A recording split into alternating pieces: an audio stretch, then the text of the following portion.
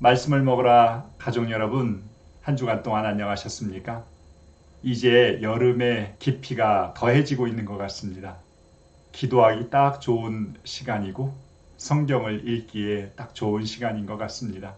오늘 복음에서 예수님께서는 하느님 나라를 체험한 사람들, 그들에게서 치유와 소생 그리고 희망이 다시 시작된다는 것을 보여주고 있습니다.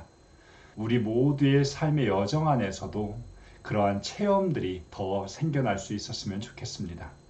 오늘 교황주일 말씀의 여정 함께 시작하도록 하겠습니다. 잠시 침묵하고 시작기도 바치고 말씀 봉독하겠습니다. 성부와 성자와 성령의 이름으로 아멘.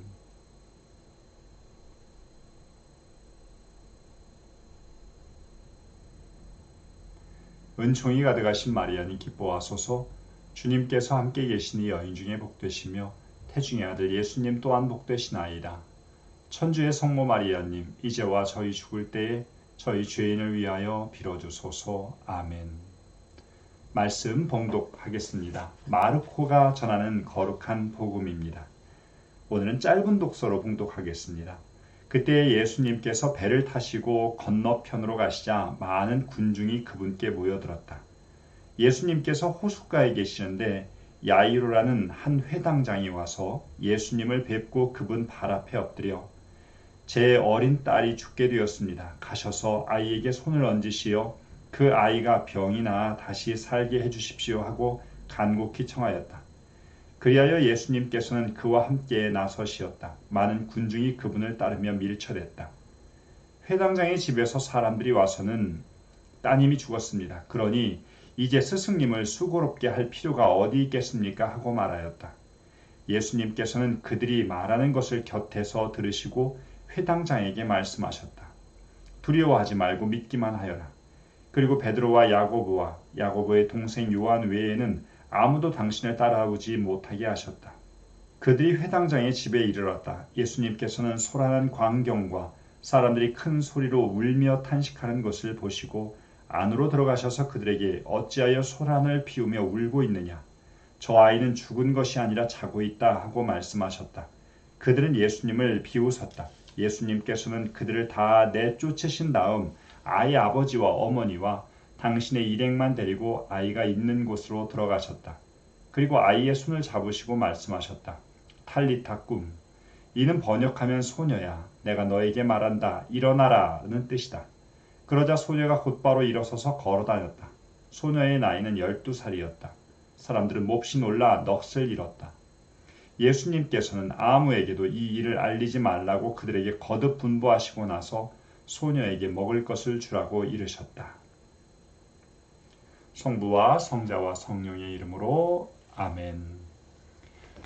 복음의 말씀을 읽고 나서는 하느님의 말씀을 영상으로 끌어올리는 것이 중요할 것 같아요. 오늘 짧은 독서 안에서 그 장면을 나누어 보면 저는 대략 3가지 정도로 나누어 볼 수 있을 것 같습니다. 첫 번째 장면은 예수님께서 회당장을 만나신 장면입니다. 여러분 같으면 어떻게 이 첫 번째 장면을 세팅하시겠습니까? 갈릴레아 호수 주변에 도착하였으니 한쪽으로는 호수가 보일 수 있겠지요. 그리고 군중들이 많이 모여들었습니다. 중심 인물로는 한 회당장이 등장하겠죠. 그가 예수님께 무릎을 꿇고 절하면서 딸이 죽어간다고 이야기하는 장면입니다. 이제 두 번째 장면으로 이어집니다. 저는 두 번째 장면을 회당장의 집에 사람들이 와서는 그 어린 딸이 죽었다는 소식을 전하는 장면으로 삼고 싶습니다. 사람들은 그의 딸이 죽었다는 소식을 전하면서 스승님을 모실 수고가 필요하겠느냐고 이야기하고 이 말을 들으신 예수님께서 회당장에게 두려워하지 말고 믿음을 가지라고 말씀하시는 대목입니다. 세 번째 장면은 예수님께서 회당장의 집에 들어가셨을 때입니다. 이곳에는 또 다른 사람들이 모여 있었죠. 장례를 치르는 데에 있어서 함께한 사람들, 거기에는 곡을 하는 사람들도 있었고 피리를 부르는 사람들도 있었습니다. 예수님께서 그들에게 소란을 피우지 말라고, 그것은 죽은 것이 아니라 잠들어 있을 뿐이라고 이야기하시면서 그 소녀가 있는 방으로 들어가시는 장면입니다. 그리고는 그녀를 일으키시지요. 사람들에게는 함구하라 말씀하시고 그녀에게 먹을 것을 주라고 하시면서 오늘의 본문이 마무리됩니다. 오늘 이 한 편의 드라마와 같은 내용들 조금 더 상세하게 들어가 보면 좋을 것 같습니다. 예수님께서 갈릴레아 호수의 반대쪽으로 가십니다. 이방인 지역에서 마귀를 쫓아내신 예수님을 환호하면서 수많은 군중들이 따르게 되고 이제 유다 지방에 도착했을 때에도 사람들이 예수님을 환호합니다. 그때 한 회당장이 예수님께 다가오는데 당시의 회당장은 지역 유지 중에서도 유지였습니다. 회당이 하고 있는 여러 가지 기능이 있었거든요. 정치적인 역할, 교육적인 역할, 때로는 재판의 역할까지 했으니 그 회당장은 힘이 막강하다고 볼 수 있습니다. 사실 어떤 의미에서 보면 예수님은 그 회당장과 약간 긴장 관계에 있었던 것 같은데 오늘 회당장이 예수님께 찾아왔다라고 하는 건 자기의 신분이라든가 체면, 이 모든 것을 떠났다는 것, 그만큼 간절했음을 의미합니다. 그리고는 심지어 무릎을 꿇고 청을 드리게 됩니다. 한편에서 보면 우리는 하느님 앞에서 너무 자존심이 센 것 같아요. 무릎을 꿇어본 적이 있는가?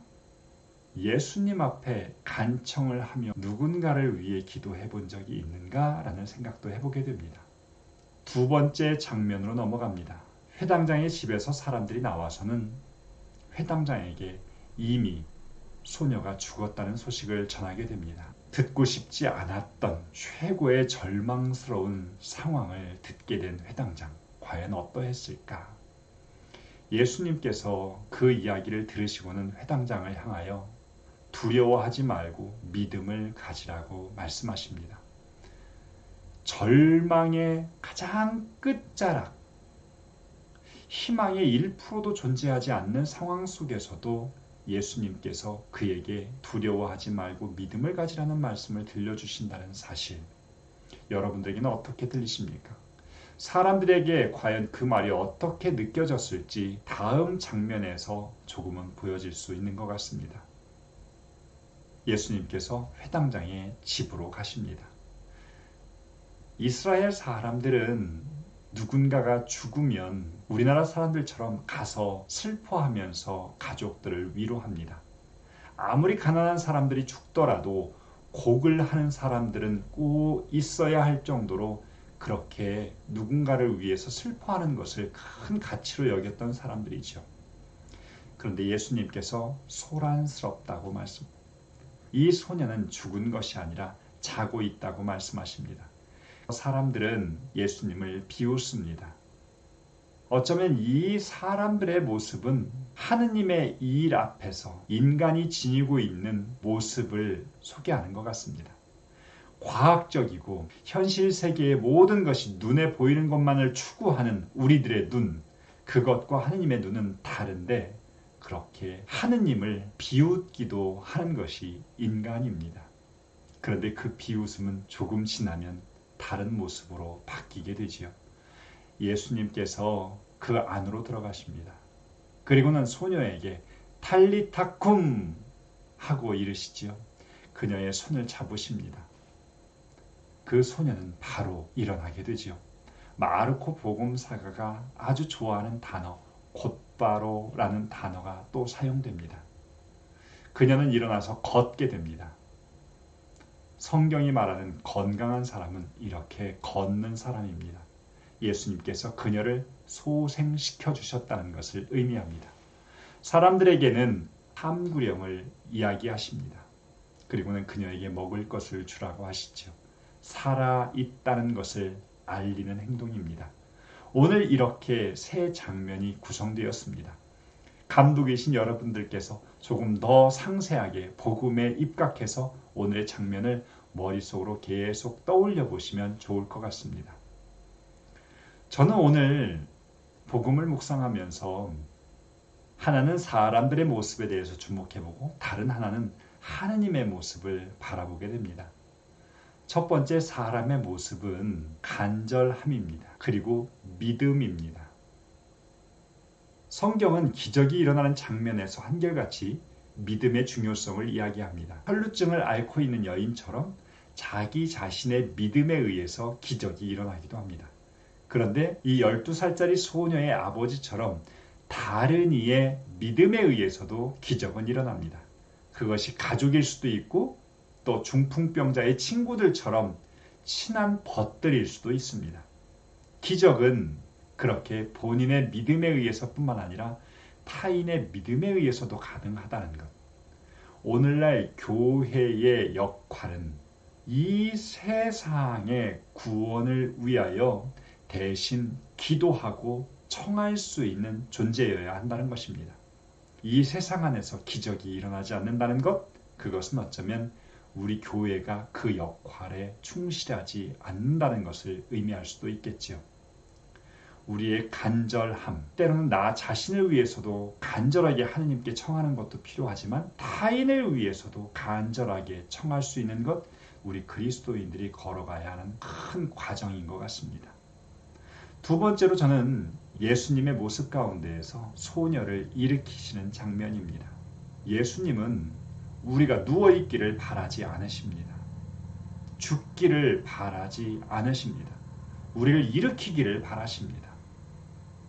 신체적으로 무너진 우리, 그 절망 가운데서도 가장 큰 절망을 경험할 수도 있을 것 같습니다. 하지만 예수님께서는 우리를 일으키기를 원하신다는 사실을 기억해야 합니다. 또 영적으로 또 세상의 수많은 어려움들에 있어서 그것에 절망하고 쓰러져 있기를 바라시는 분이 아니라 우리를 다시 일으키고 싶어 하십니다. 그것도 절망의 끝자락, 아니 그 절망의 최고봉을 넘어선 순간에도 예수님께서 우리를 일으키신다는 생각을 하면서 여러분들이 체험하고 여러분 주변에서 체험하고 있는 그 절망 속에서도 희망할 수 있는 것. 바오로 사도가 이야기하듯이 나는 희망이 없어도 희망하는 존재, 바로 그 그리스도인의 삶을 체험했으면 좋겠습니다. 가끔은 죄에 의하여도 우리는 쓰러질 수 있습니다. 예수님께서 다시 일으키십니다. 고해소에서 수많은 사람들을 예수님께서 다시 일으키십니다. 당신의 성체 성혈로 다시 일으키십니다. 때로는 사제 생활을 하면서 저는 선한 지향들이 자꾸만 무너지고 주저앉고 쓰러지는 것도 체험합니다. 오늘 예수님께서는 제 안에서 다시 꿈틀거리는 이 선한 의지를 다시 발휘하도록, 그렇게 일어나도록 제 손을 잡으십니다. 여러분들의 손을 잡으시는 것 기억하면서 이번 한 주는 다시 일어서는 체험이 여러분들 삶 안에 가득하시기를 바라겠습니다. 마친 기도하겠습니다. 성부와 성자와 성령의 이름으로 아멘. 영광이 성부와 성자와 성령께 처음과 같이 이제와 항상 영원히 아멘. 성부와 성자와 성령의 이름으로 아멘. 감사합니다.